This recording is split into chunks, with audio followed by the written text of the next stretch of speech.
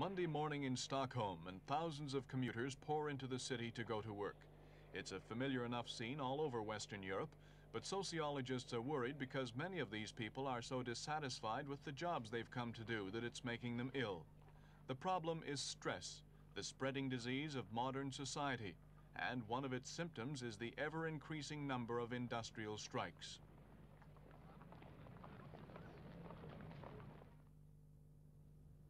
The causes of stress are not easy to pinpoint, but one important factor is society itself, where speed and efficiency are often being achieved at the expense of people. Consider the effects of this motorway on the lives of Londoners who once lived in its path, and the others who now have to live in its shadow, doomed to a nightmare existence of petrol fumes and noise.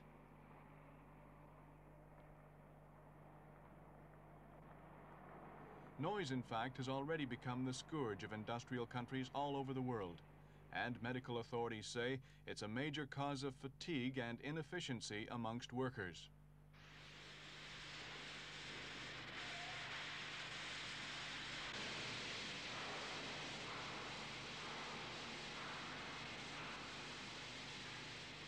Some of the worst conditions are to be found in heavy engineering plants, where industrial unrest tends never to be very far from the surface.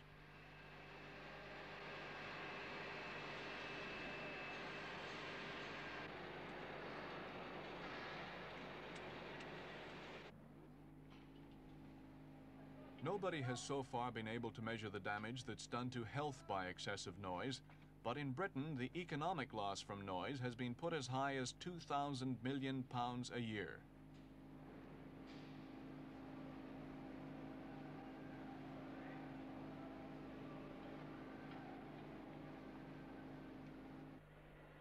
Camera manufacture in Japan, and a different kind of stress. In this Tokyo factory, the emphasis is on high-precision work. It's not noise that's the problem here, but boredom.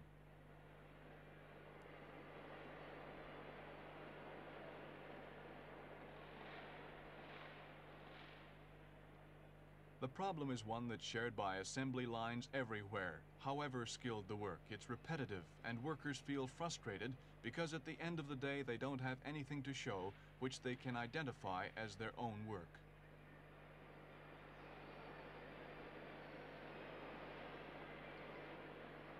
For the millions of workers who have to do it, boring, mindless work, day in, day out, is at best depressing and at worst dehumanizing.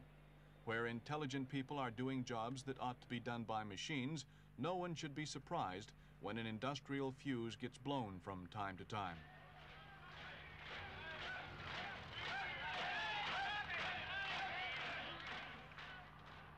However boring their jobs, workers still need to identify with their work, and many of them feel that management just doesn't understand this.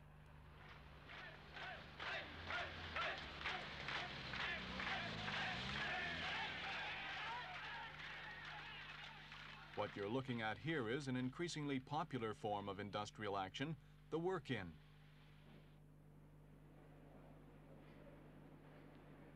In this case, Scottish workers seized an electronics plant because they felt the management had put their jobs at risk by a serious miscalculation about the future of the plant.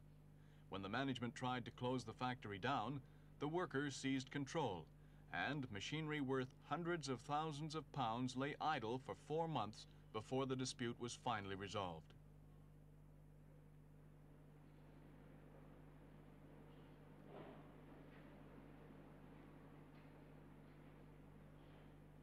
Among Western nations, it's the car industry which has the worst record for strikes, but it's also produced the most advanced thinking so far on the question of job satisfaction for the workers.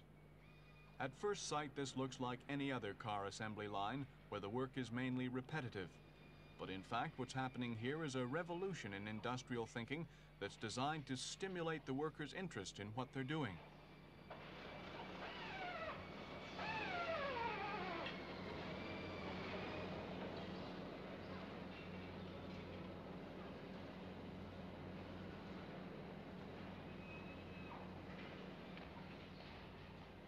This car plant at Gothenburg in Sweden had been suffering for years, not from strikes, but from serious production losses due to high labor turnover.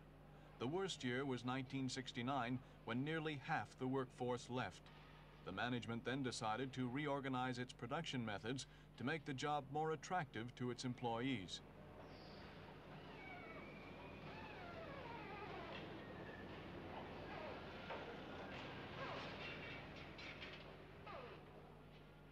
The company's president is Pehr Gyllehammar, and we asked him first of all about the thinking behind the new work system at Gothenburg.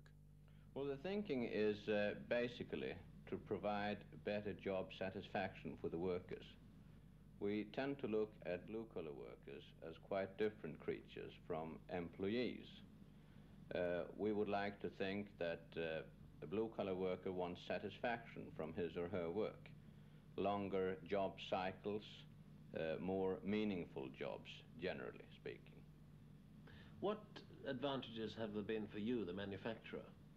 Well, so far very few. We have a fairly high turnover. We have an increasing rate of absenteeism. Both these can be seen as partly consequences of dissatisfaction with the jobs. So we now would like to create jobs which have more contents to them, longer work cycles and richer jobs. That means reorganizing the work in the factories. And I am quite convinced that long term this will be beneficial not only to the worker but also to the company. We will get greater efficiency long term.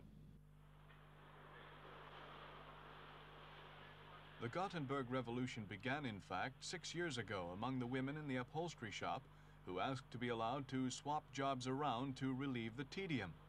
The experiment proved to be so successful it was made permanent and is now operated by more than 1,500 assembly line workers throughout the company.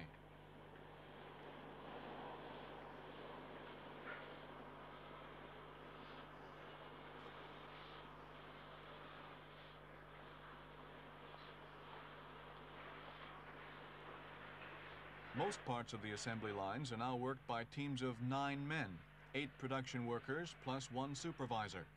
One of the benefits of the system is that industrial trouble, when it happens, is usually confined to the group. At the present time, the system is voluntary and only involves skilled men. Those who prefer repetitive work are given jobs outside the team.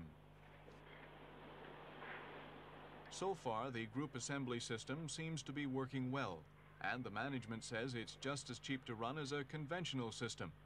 They've backed their judgment with an investment of £20 million in 2 new factories where production groups will build their own easily identified car sections.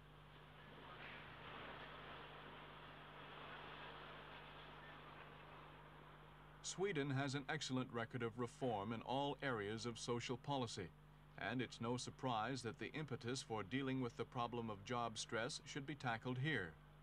The early results are encouraging. Certainly staff turnover has dropped and absenteeism is lower, but the real gains won't be known until Sweden's economy as a whole emerges from its current sticky patch. If it can be proved that job enrichment means an improvement in production performance, then Sweden will have pointed the way to a better life for workers everywhere.